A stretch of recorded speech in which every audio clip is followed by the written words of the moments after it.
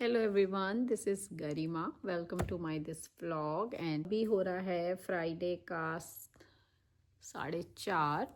और 4:30 एक्चुअली इसमें ना दिखाई दे रहा है हिंदी में। मेरे बेटे ने वो हिंदी में कर दिया, इसमें देख समझने में थोड़ा सा टाइम लग रहा है वो ही। अच्छा, सो आज है वरलक्ष्मी। वरलक्ष्मी मतलब मुझे नहीं पता, साउथ में वरलक्ष्मी बोलते हैं और महाराष्ट्र साइड, वेस्ट साइड इसको हल्दी कुमकुम बोलते हैं। तो 6 से 8 के बीच में 4 इनवाइट हैं, तो वही आधे आधे घंटे सब जगह जाऊंगी मैं। तो पता नहीं यूपी साइड में तो नहीं होता ये कभी, ये मैंने पहले पुणे में देखा था, फिर यहाँ आके अभी मुझे पता चला कि अच्छा साउथ में भी मतलब करते हैं। तो उसी का, तो उससे पहले मैंने सोचा एक क्लिप रिकॉर्ड करती हूँ, होपफुली मैं कल इसको डालूंगी वीडियो अगर आज रात में एडिट हो गया। So this clip is all about monthly expenses of an Indian house hold in America.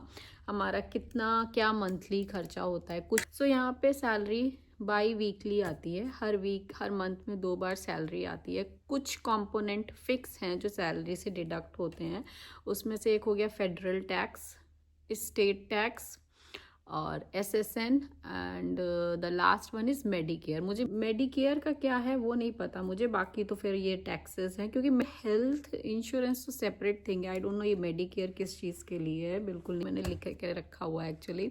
ये 4 डिडक्शन फिक्स होते हैं। कुछ स्टेट में स्टेट टैक्स नहीं पड़ता, तो बट यहाँ एनसी में पड़ता है, नॉर्थ कैरोलिना में पड़ता है। सो ये 4 डिडक्शन मस्ट हैं। इसके बाद 2 चीज़ें और होती हैं, 401 के which is retirement fund.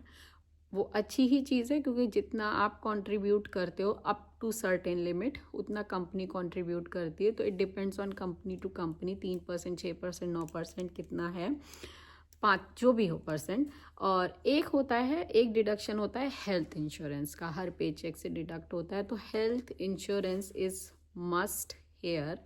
Citizen के बेनिफिट शायद कुछ डिफरेंट होते होंगे, उनको शायद कुछ एक्स्ट्रा बेनिफिट मिलता है गवर्नमेंट की तरफ से। बट मैं ये इमिग्रेंट जो हमारे जो वीज़ा वाले लोग हैं, मैं उनके हिसाब से बता रही हूँ। एक बिना हेल्थ इंश्योरेंस के तो डॉक्टर की विजिट मतलब आप किडनी भी बेच दो, ख़ानदान की किडनियाँ भी बेच दो, तो भी पे नहीं कर पाओगे, इतना बिल आएगा। तो health insurance is must.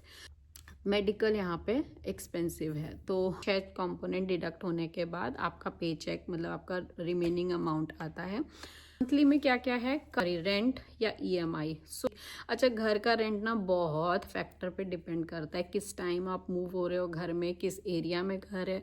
But on an average मान लो कि 1500 से 2000 तक में रेंट है। रेंट से आप मान लो अराउंड 1.5-2 गुना, मतलब जैसे रेंट वेरी हो रहा है, ऐसे ईएमआई भी बहुत फैक्टर पे वेरी करती है कि आपके घर की कॉस्ट कितनी है, डाउन पेमेंट कितना किया है, कितने साल का लोन है। 50 मान लो जितना रेंट है उससे अराउंड 1.5-2 गुना ईएमआई जाती है। सो मान लो 15 से अगर 2000 रेंट है तो 3500 से 4000 ईएमआई रहती है।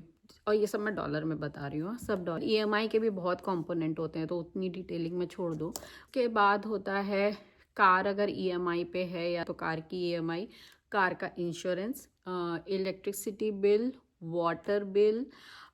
इलेक्ट्रिसिटी बिल भी, क्योंकि यहाँ पे मैं आपको दिखाऊँ ना, अगर आपको सेंट्रलाइज्ड एसी पूरे घर में, ये ऐसे पूरे घर में ये सेंट्रलाइज्ड एसी लगे होते हैं।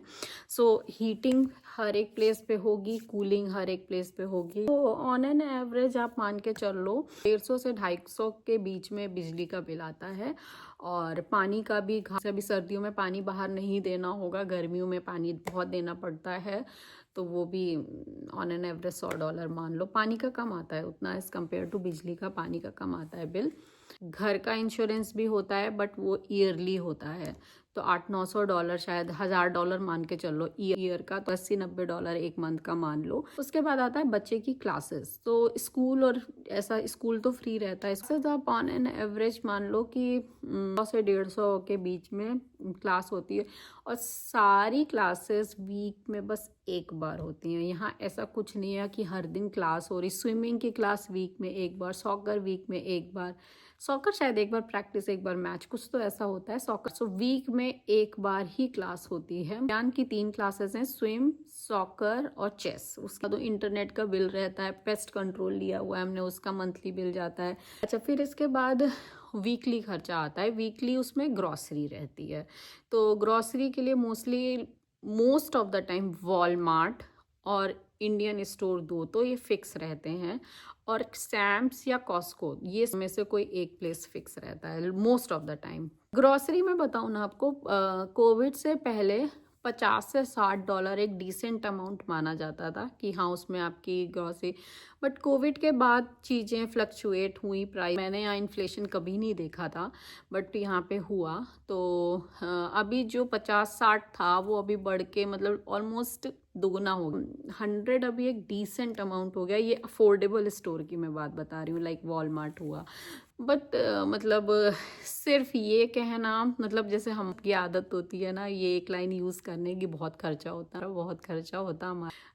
ऑफ कोर्स खर्चा होता है, लेकिन हाउस होल्ड इनकम भी उसी रेशियो में बढ़ी है, या मतलब केवल खर्चा खर्चा आप नहीं काउंट कर सकते हो। तो बढ़िए हैं चीज़ें, प्राइजेस नो डाउट, बट हाँ उस हिसाब से सैलरी भी यहाँ पे इंक्रीज़ हुई है, सब चीज़ें। कॉस्को और सैम्स थोड़े बड़े स्टोर होते हैं वहाँ, मतलब स्पेशली कॉस्को इंडियन कंज्यूमर को बहुत टारगेट करता है वो, तो वहाँ पे वहाँ की चीज़ें मतलब हैं भी बहुत अच्छी। आप जाओगे तो बिना लिए रह भी नहीं पाओगे, वो रहता है। तो वहाँ तो जाओ तो 250-300 का बिल तो एनी डे बन जाता है। तो उसके बाद आता है आपका पर्सनल, आपकी क्या चॉइस है भाई। कि लोगों को क्वार्टरली बोलूँ, हाँ क्वार्टरली ही शायद लोगों को एक काइंड ऑफ छोटी ट्रिप पे जाना पसंद होता है।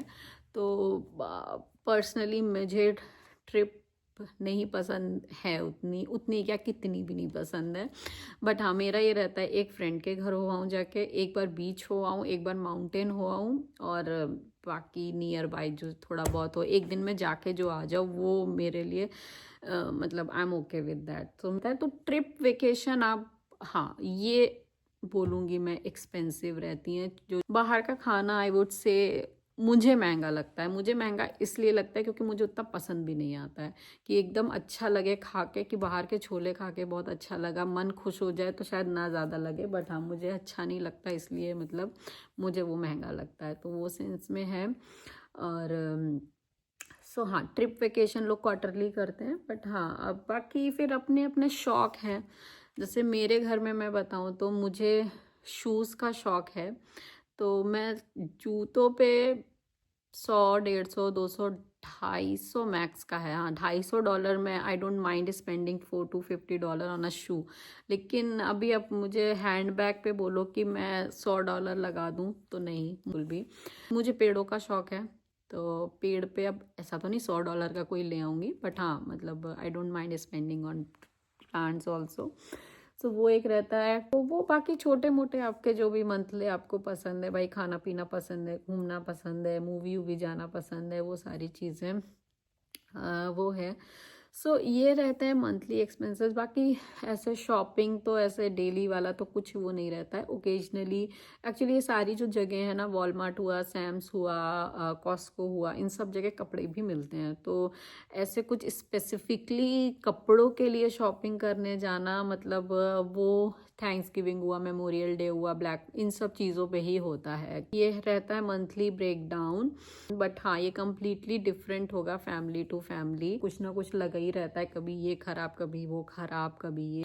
हाँ एक चीज़ है यहाँ पे ना, जिसमें भी मैन पावर इन्वॉल्व हो जाता है ना, जैसे कि अभी हम फ़ैन लगाए हमने घर में पूरे, तो शायद फ़ैन का कॉस्ट 130, 140 अराउंड था। तो आई एम श्योर कि अगर जो लगाने आता ना, वो भी एक पंखे के भी लगाने के चार्जेस यही होते हैं। क्योंकि मुझे याद है मेरी फ्रेंड ने माइक्रोवेव लगवाया था, उसका उसका 250 का माइक्रोवेव था और बंदा 200 लेके गया लगाने का। बट अच्छा इसके अलावा पढ़ाई से रिलेटेड क्लासेस अगर लगानी हो तो ऐसे ट्यूशन जैसा तो कुछ नहीं है, या कोचिंग जैसा। सो yeah this is all about. इसमें कुछ ना कुछ छूटा होगा पक्के से, तो पता नहीं, बट ठीक है वो बाद में जब मैं एडिटिंग करूँगी तो फिर उसमें मैं डाल दूँगी। So yeah this is all for today. Thank you so much for watching and please subscribe to my channel. Thank you.